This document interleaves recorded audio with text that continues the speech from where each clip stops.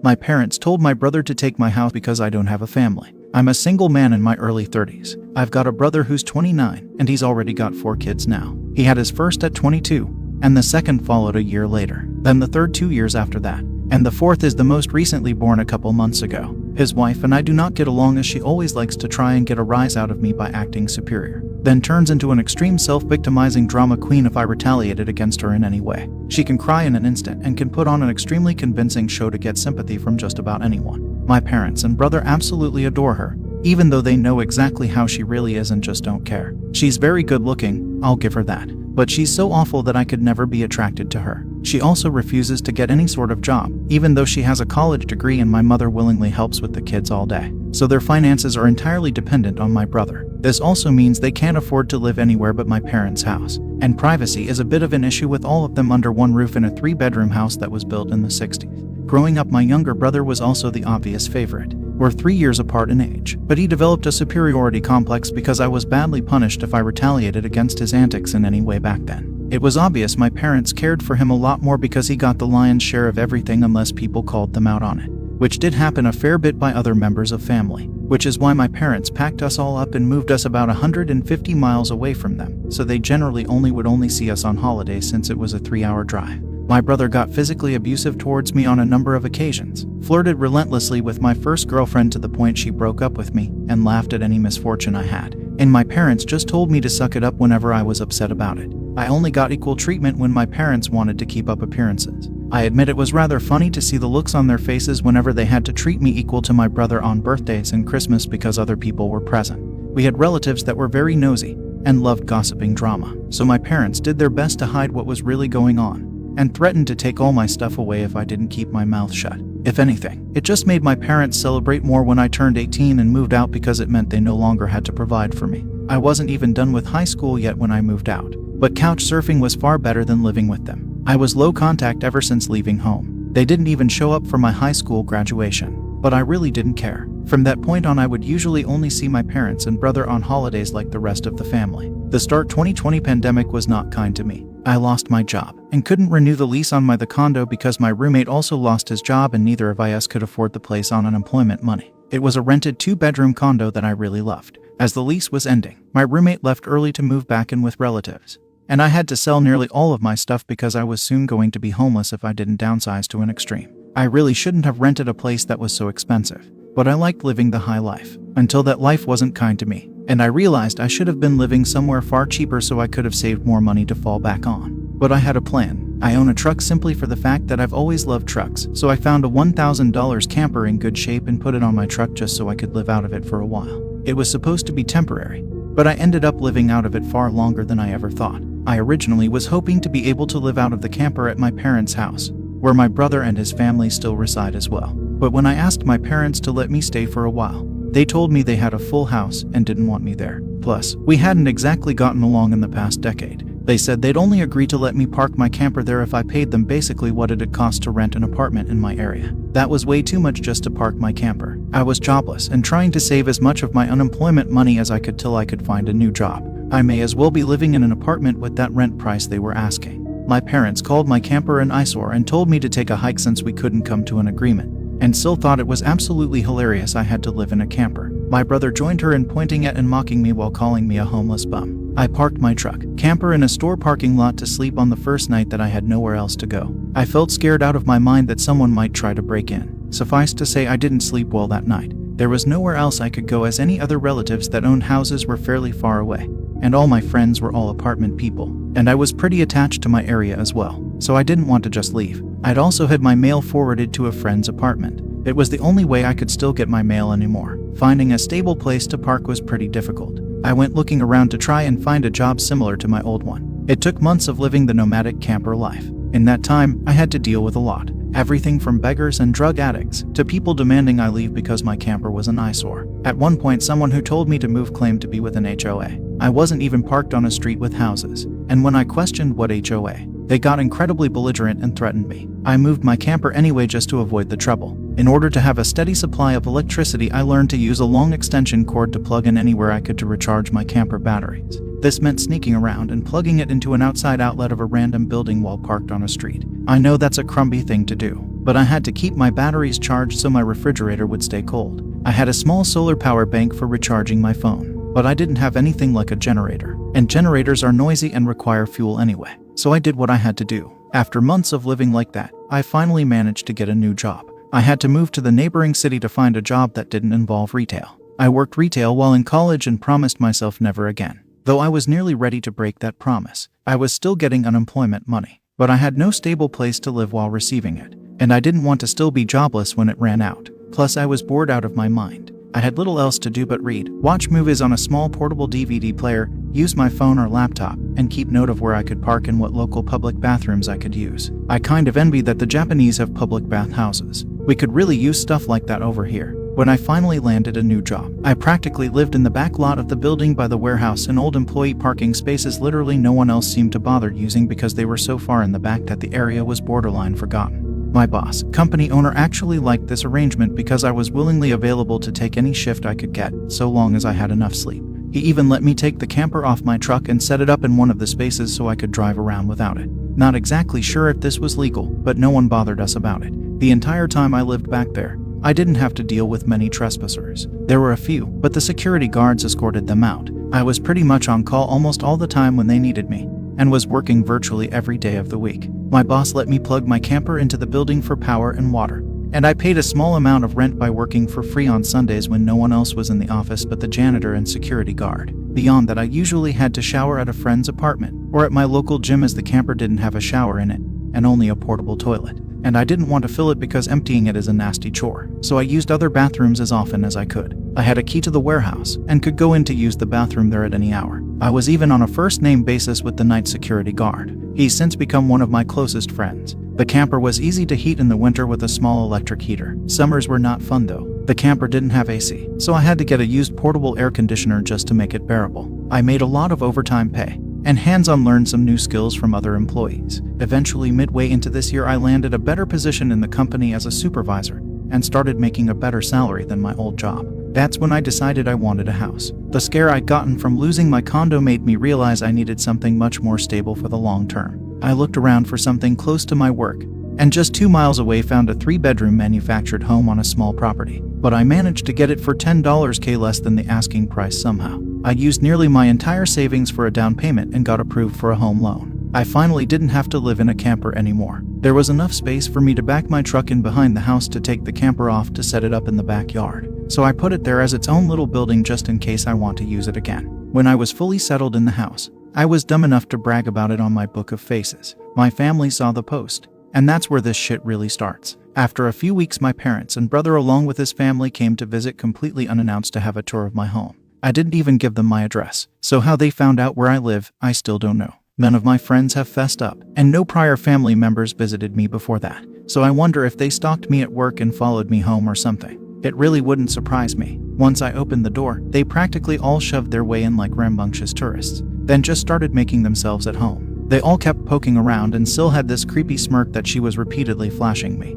and it was only later that I figured out why. And it made me madder than a bull on steroids that just got stung by a hornet. My parents were constantly talking about how I've got so much extra space now, and it's too much for someone like me who has no wife or kids. And my brother kept remarking about how there was more space than our parents' house, and my house was closer to his job too. Red flags all around, I know. Eventually, my brother asked me to speak privately. Everyone else suddenly left the room and piled out onto the front porch. That's what finally made me realize they'd planned something. My brother said the house was too much for me alone, and I should let him move in with his family because his wife is pregnant with kid number 4, and my house is much closer to his job. He pointed out that I already have the camper, so I could just live in that outside while they live in the main house. And I'd like to point out that Dan never once spoke of offering rent. Mind you, he's got a good job. He also started talking about how there would be changes, and even curfews, and that I couldn't just walk in at any time without prior notice. If it weren't my brother, I'd think the person I was talking to had lost their mind. But Dan lost his marbles long ago thanks to our parents treating him like he was the center of the world.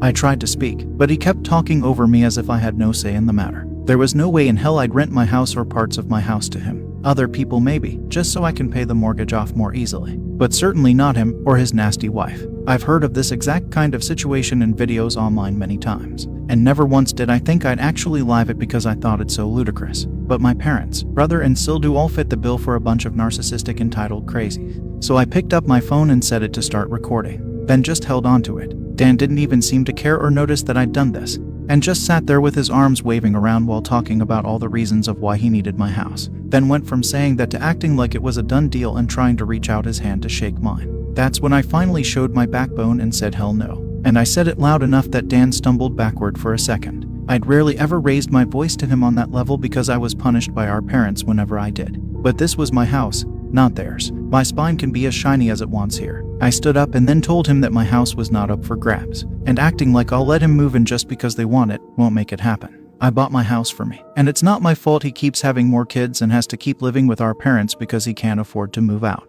Dan got as physically close to me as he could without actually touching me and said that I didn't deserve the house, and he needed a better place for his family to live. I laughed back in his face and said that was total bullshit because I worked hard to be able to buy my house. Of course I deserved it. Dan started yelling that I have no wife or kids, and I don't need all the space, so I may as well give it to him. I said I'm not giving him anything, and he never even offered to pay me rent. If I let him move in, I'd still be covering the entire mortgage on my own house without even being able to live in my own house. Then Dan told me that he shouldn't have to pay rent because his family comes first, and our parents said I was going to do this, and that I will. I yelled as if their word was law or something, and told Dan that they did not have the right or power to give my house to him. Then right one cue my parents and Sil barged back in through the front door and surrounded me to try and force me to agree. There was a lot of fighting, but to sum it up from this point on I heard the line "just do it" for Dan way more times than I can remember. In the fight I told them all they don't have a say in my life or my house, and to get out before I called the cops. Sil screamed the loudest at me about how she was pregnant again, and I can't do this to her. I said I did nothing to her. She just assumed she could take from me like I would just allow it. I had no obligation to her or her family. Then I called her a stuck-up bitch who never had any respect for me. So I don't care what she thinks or how many kids she has. I have no sympathy for her. She won't be living in my house. Well, that made her angry enough to attack me. She got in one good hit on my face and tried to do more, but my brother held her back, kicking and screaming. She kept demanding he let her go so she could scratch my eyes out. The phone I was holding recorded pretty much everything, so I held it up and said I was going to call police if they didn't leave right away. My parents told Dan they were leaving. Then my mother said that I had a week to come to my senses. I told her I won't be, and to not come back. Then I told Sil that my phone recorded everything, and if she tries anything, I'll press charges for assault. She screamed at me and then stormed out loudly, crying with her face in her hands. My mother was the last one out the door and said that I'd better do this for Dan and Sil. I responded by telling her I won't be. Part 2 of the story. After I kicked my parents, brother and Sil out for trying to force me to hand over my new house to my brother, I immediately went to my social media and told the story to the whole family. It spread pretty fast, but you won't find it now because it all got deleted some time ago and I put my own profile on private. I posted about it because I knew that the first thing my family would do when they got home is try to twist the event to make me the villain. And I was exactly right. But I had about an hour to get started before them, and I had video evidence to back up my story about what they'd done. Being preemptive worked because I got a fair number of family members on my side right away. My parents, brother and Sil must have been all set to write their own post, but it was too late, so they didn't even bother trying to lie much. My parents, Dan and Sil, had a few flying monkeys supporting them, but not much else. Plenty of others knew how entitled they already were. So what happened was something they all quickly understood and accepted. There was one person in particular that called me. I don't know who they were, but they ranted at me that I was a horrible brother, and I needed to make way for a real family man. I just ended the call and blocked the number. This didn't repeat. The week went by, and my parents showed up with Dan at my front porch just like they said they would in their prior ultimatum. They rang my doorbell like crazy and also pounded on the door until I finally answered. I opened it just a crack, and they tried to shove their way in again, but I'd installed a couple of latch chains that prevented it, and even braced my body against the door for good measure. My father and brother demanded I let them in, but I said I was recording everything on camera and would call the police if they tried to force their way in again. My mother calmed them down, and then in her most sickly sweet tone asked me if I was ready to let my brother move in. I told her and the rest of them to fuck off and never come back. My mother put on the crocodile tears and asked me why I can't just do this for Dan because he's my beloved brother. I laughed and then bluntly said I do not love him as a brother because he treated me like shit for years, and they only encouraged him to do so. They are terrible parents, and he is a terrible brother. Then told them to leave or I'd be calling police ASAP. They all left surprisingly easily, apart from my mother's loud crying and the others giving me dirty looks. One could say making them leave was suspiciously easy. I thought the whole mess was over, but I guess I should have taken them more seriously, because they had other stupid plans. I came home later that week on Friday evening to find a moving truck in my brother's minivan parked in my driveway. It was Dan and his family there moving stuff in. He just waved to me with a shit-eating grin when I saw him. I was furious and told him and the rest of his family to stop, but Sil smugly said to me that like it or not, they were moving in. And then in the most fake way, while tilting her head and puckering her lips, she said that it was okay, because my mommy allowed it, and I should always listen to what my mommy tells me. I seethed with rage just hearing those words and looking at her smug bitchy face, so locked myself in my truck to call the cops right away. When they realized what I was doing, Sil started pounding on my window and yelling at me to stop, and that I can't do this to her because she and Dan need the house. And she cried, "Why can't you just do this for Dan?" I responded with, "Fuck Dan. It's my damn house, not his." Then she threatened to key the side of my truck unless I stopped calling the police, all of which the 911 operator heard thanks to the window being slightly open. I told Sil if she damaged my truck, I'd sue her, and she was smart enough to retreat. When the police arrived, Dan and Sil along with their kids had locked themselves in my house. I told cops what had happened, as well as showing them my new driver's license that had my current address on it. Then when we went to my front door, I saw that they'd changed the lock, and the old lock was laying on the porch with the center of it drilled out, and the drill they used was laying right next to it, with a complete Harbor Freight drill bit set. I pointed out the broken lock and drill, then gave the police a rundown on all the events that happened prior. Well, I guess Dan called our parents over at some point after I arrived home, because they showed up while I was talking to the cops. My parents immediately lied and started saying that I'd agreed to rent my house to my brother and his family. I said that was an easily provable lie one way or another. So Dan and Sil finally came out of my house with some papers in hand. They both looked super smug, like they'd somehow outsmarted me. They'd actually drawn up and printed out a fake rental agreement, but my signature was not on it. There was one, but it looked nothing like my handwriting. I don't think any of them have ever actually seen my signature, so that was incredibly stupid on their part. I told my parents and Dan that was stupidly blatant fraud, and if the cops investigated, they'd easily figure that out, and I don't think going to jail and court would do them any good. It could even make Dan lose his job, which is his only means of providing for his family. I also said I would get a lawyer and sue for damages if anything of mine was lost, stolen or broken, and I'd call CPS too for good measure. Dan went white and looked really scared when I said all that, but my mother got between us and doubled down about how I should just do this for Dan and live in the damn camper so they can finally have a family home to themselves. I yelled at her that if she thought it was such a good idea, she could do it for Dan herself and let Dan have her house to himself instead. The cops separated my mother from me and I said I wanted them all out right now, or I'll press charges. I stated in a shout about how they drilled out my front door lock to break in. The lease papers were obvious fakes, they badly forged my signature, and I have recorded video of Sil attacking me. Those are felonies I could fuck over their lives with if I wanted. And if they didn't leave, that's exactly what I'd do. The only reason I hadn't already was for the sake of Dan's kids, so they have one chance to get the fuck out. The moment my parents heard that, I think it finally clicked that they could not force me to do it for Dan. My mother surrendered and said she'd put an end to this. Then she went over to Sil and spoke with her quietly for a minute while my father spoke to Dan. Sil instantly started loudly crying and ripping up the fake rental papers into tiny bits and tossing them like confetti, only to have an officer tell them to pick up the bits of paper or he'd cite them for littering. Both of the cops at this point had the "I don't get paid enough for this" looks on their faces. Dan had to start telling his kids to load their stuff back into the moving truck. The kids were all crying, and the eldest was sobbing that he won't get his own room now. Sil and Dan gathered their kids up to try and make one last pathetic attempt to guilt me with the sad family routine. I swear, I think they'd practiced it beforehand. All of the kids had the same pleading look with quivering mouths. Sil kept rubbing her pregnant belly and tilting her head to look like a sad puppy, and my brother just made the saddest face he possibly could and said, "Please don't do this. We need to be able to live here." But I didn't falter and told them to keep packing. All the kids and Sil turned the crying up to 11.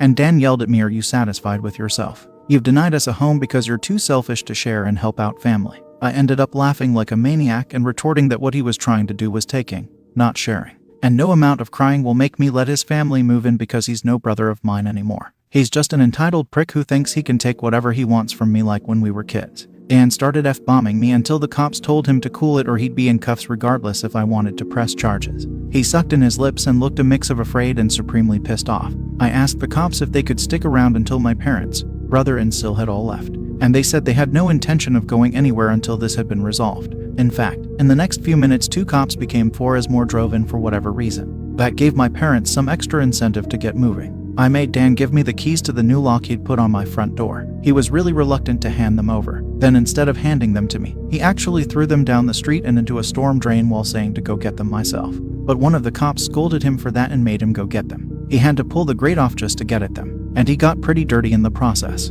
When he got the keys back, he just grumbled then slammed them down into my hand. I then told them all to leave and never come back. My mother said I'd be disowned for this, as if that were some kind of threat to me. And I voiced that to them. Then in an overly sarcastically I said something along the lines of, "Oh no. That means I won't get to come to any holidays with you guys where I always get treated like shit by you all anyway. Because Dan has always been your obvious favorite. You treated all me so badly when I was growing up that if Dan ever needs an organ donor, I wouldn't give him anything. So do like you always told me to do when I was mistreated by all of you, and suck it up." My parents were floored after I said all of that. And the quartet of cops were looking pretty judgmental at them as well. I tell you, if you want to put nasty parents like mine on the spot, confront them in front of cops, because they'll likely not try anything really stupid then. My mother just started crying and walking away. My father just stood there looking like he wanted to hit me. And Dan just held his kids in defeat. Oh, and Sil was off having a tantrum in my front lawn. Soon enough, they all formed a line handing out boxes and got their stuff out of my house. Nothing had been unpacked yet, so it all was taken out pretty quickly. But while doing it, my mother kept saying it wasn't too late, and I could still do it for Dan several times, each time trying to bargain more and more to try to make me change my mind. She said that Dan could pay me rent if I let them stay. And when that didn't work, she said I could move back in with them to let Dan rent my house so I wouldn't have to share the building. I told her to shut up and keep packing boxes because I don't want Dan or his family around. I don't want his money, and I certainly don't want to live with him or my parents ever again after the way they treated me when I was a kid. Making a deal with my parents would be like making a deal with the devil to me. Sil ended up having another tantrum after hearing that and threw a box down, then sat on the ground to have a pity party because she didn't want to go back to sharing a house with my parents. And she just sat looking angry, sad there until everyone else was finished. She didn't even want to get up when it was time to leave. They finally got everything out of the house and into the truck. So before they left, I laid into my parents one last time about all of the shit they put me through growing up. And with 4 cops being right there, they couldn't do much other than stand there and take it for once. I called them out on so many things that happened, and even pointed out how they couldn't just do something nice for me, like letting me stay over with my camper when I was homeless and trying to get back on my feet. How they let Dan and Sil ridicule me and call me a bum. Well, who's the bum now? They wanted to kick me out of my own house so Dan could stay in it free of charge. Yet when I needed a place to go, they wanted to gouge me for more than I could afford just to park my camper when they knew I was out of the job. There were more extremely judgmental stares from the cops when I said all of that. So I put my parents on the spot one more time and asked them what I ever did other than being born to deserve being treated so badly. Because when I finally have a bit of success in life, they want to snatch it away from me for their favorite child since they'd rather I give everything to Dan and have nothing for myself. I bought my house using the money that I earned. I owed them nothing, and I won't be asking anything from them ever again. Because clearly I will never be anything more than a doormat or a cash cow in their eyes. I got no answers from them. They just stood there looking like fish out of water. So I continued ranting and asked them what in God's name made them think they were such good parents after all of that. My father was beet red, but more from embarrassment than anger this time. And my mother was crying that she was a horrible person. I bluntly agreed that she is a horrible person. They all are, and I bet they'll go to hell for it too. They were shitty people, and they all knew it. But if I'd called them out on all this stuff in private instead of in public, they'd just get mad at me and still act like I'm in the wrong. They'd just kept up the denial for so long that it became a part of who they are. My mother buried her face in my father's jacket to cry, and my father looked more defeated than I've ever seen him. Dan and his family avoided me entirely as they finished putting everything back in the moving truck. I made sure nothing of mine was stolen. Not that I'd had a chance to get much furniture yet. They all got back in their vehicles, and Sil just stood staring at me with malice until my brother finally got her to drive the minivan home. And as soon as they were all gone, I got back online again and spilled the beans what happened. My parents were too embarrassed to even try and defend their actions this time. And while the family was somewhat split before this incident, it was now a landslide in my favor. Nearly all of the family has sided with me after this incident, and those who haven't simply aren't siding with anybody. No matter how much my parents previously tried the "we did it for Dan" line, no one listened anymore. So any remaining familial support they had is now gone. Many in the family who I expected wouldn't side with me did. That includes the former flying monkeys. So I guess they've finally had enough. Around that time I offered to host half the family at next Christmas Eve in my new house. My parents were not invited. I wasn't blocked on my brother and Sil's profiles surprisingly. And I saw Sil had her 4th baby in early November. They are still living with my parents. I'm pretty sure they knew I was watching, because Sil kept making passive-aggressive posts every couple of weeks or so about not having enough space while living with my parents, probably to see if she can still guilt me. And I'm sure it's driving my mother and father up the wall because they aren't getting any peace and quiet in their old age with 3 rowdy, obnoxious kids, a mentally unstable Sil, my golden child brother, and a newborn baby in the house all at once. Perhaps they could move into a camper in their own backyard and let Dan take over their house completely. They might get some peace then. Yeah, they could do that for Dan. Part 3 of the story. For those who kept saying that I should have just gotten my brother and Sil arrested, but the only reason I didn't was because they are parents. Their kids need them. And if Dan was arrested, he'd likely lose his job. And without that, his family has no money. And Sil has an only months-old baby right now. Neither of them need to end up in jail. But you don't need jail for revenge. Police can help, yes, but I got payback without filing a police report. Would I be this merciful again? More than likely not. And they know it. I decided to wait on making an account and posting until after the new year, just in case more stuff happened. And it did. As previous readers know, my Sil was making passive-aggressive posts on social media that were obviously directed at me, especially after Sil had her fourth baby in November. She was posting the same repetitive nonsense over and over again. She just found semi-clever ways of rewording it, but she pretty much kept regurgitating that she was tired of living with my parents, that there isn't enough space, she needs her own house, blah blah blah. I know I sound dismissive, but live through what I have with these people and you'd be ready to sarcastically play tiny violins in front of them too. They're just that bad. And since I waited until January to make an account, more happened just like I thought. I stated before that I'd invited half the family for a Christmas Eve party at my house, and everyone I invited all came, even though it was a fairly long drive of around 3 to 4 hours for them. But they wanted to come and show me their support. I was praised by them a lot for how hard I'd worked to get a house on my own, and that they were sorry for everything I'd went through. I was asked why I didn't just take my camper and drive the 3 hours back to them, instead of living pretty much homeless for so long.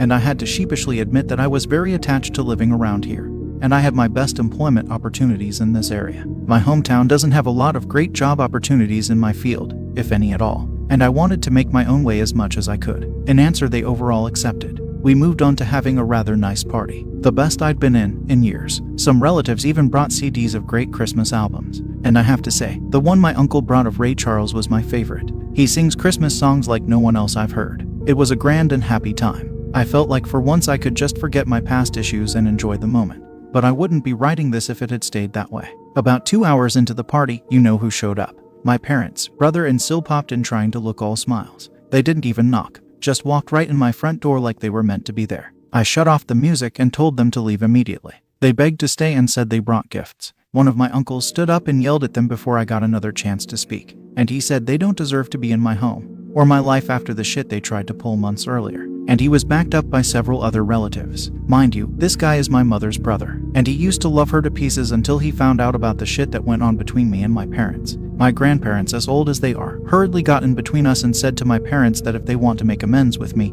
it's far too soon. And they've never been more disappointed in them than they were this past year. They'd hidden their favoritism for my brother from prying eyes for a long time. But no one was fooled anymore, and they needed to make a serious effort to try and actually treat me like a son if they ever wanted to be in my life again. Then they turned to Dan and Sil, and said they've seen the repetitive nonsense Sil keeps posting about. They're tired of it, and to just let it go already. My house will not become their new home. Sil went back to her old standard of crying, and had a pity party about how she should be the one living here, and not me. She plopped down in a chair to have a tantrum and say it wasn't fair I got this house to myself when I have no family of my own, and she has 4 kids that need more space, and she just wanted a better place to live in and feel like a real mom. It was petty of me, but I loudly pointed out that she sucks as a mother because she lets my mother do most of the parenting while she sits on her butt all day drinking, playing on her phone, or going out and spending all of Dan's money. And she has the nerve to complain about it. I even joked that I'm surprised her baby doesn't get drunk from her breast milk since she drinks so much booze, which I admit went a bit too far as I got some stares.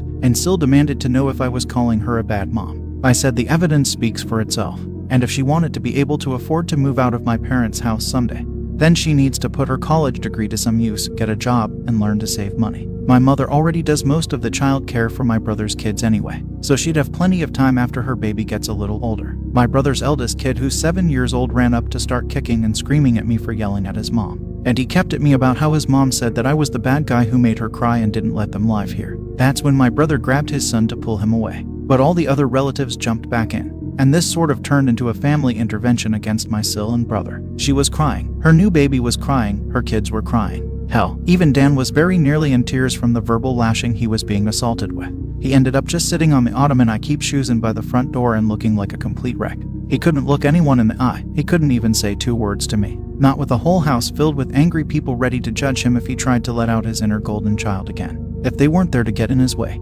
I'd bet this would have ended up a repeat of when he tried to order me around to try and take my house months earlier. By this point, though, he'd been so thoroughly humiliated that his and my parents' reputation in the family was completely destroyed because the masks were all now off now. Soon after, my parents, brother and Sil all left in defeat. The party resumed and we all avoided speaking of what just happened for the rest of the evening. Since most of the adults had been drinking, Everyone stayed the night in my house. I even let some of them sleep in the camper so there'd be enough space. I admit, it also makes a good guest house. My relatives all wanted a tour of it earlier as well, and they said they couldn't believe I'd been living in it for around 2 years. I got a lot of questions about it, like what summer and winter was like, and so on. I was up earlier than everyone else Christmas morning, and had a fresh pot of coffee and some ibuprofen for those spiked eggnog hangovers a few of them had. I was complimented on being a way nicer host than my parents ever were, and we all agreed to do this again next Christmas. After Christmas, Syl did finally stop making posts that were obvious digs at me, and deleted all of the old ones as well. But shortly after the new year, she more recently made a new post complaining about how she'd tried to convince my parents to get a camper like I did, so it could be set up in the backyard so Dan and his family could use the whole house as their family home. Well, a taste of one's own medicine is never fun, because my parents turned that idea down vehemently. I hear no one is gonna push them out of their own home, let alone their master bedroom. The post was only up for a couple of days before Syl removed it, and she has hardly posted anything since then. She loves to complain, but if a tree falls and no one is around to hear it, can it still complain? Syl, I guess, has realized there's no point in doing it when no one hears her anymore, and Dan can't afford to move his family out on his salary alone anytime soon. If they end up expecting another child in the next few years, I won't be surprised. Things mellowed down for me since then, and I've even invited friends over for a poker night. I suck at poker because I can never remember a damn thing about it. But so what? We get to drink beer and eat junk food while being merry idiots. We all loaded up on Whoppers from Burger King and just had at it the best way 4 grown men can when they just want to have a good unadulterated time and get pissed drunk. I think maybe around summer I'll look into possibly dating someone. I'm not exactly getting younger here. Fingers crossed that goes well. My camper just sits idle in my yard now, and I admit, there were some days I went out there just to spend time in it. I did live in it for 2 years. It's like my second home, and maybe one day I'll actually get to use it for camping, like it was meant to be. I've never been camping. My parents considered it a waste of time, so it'd be a completely new experience for me.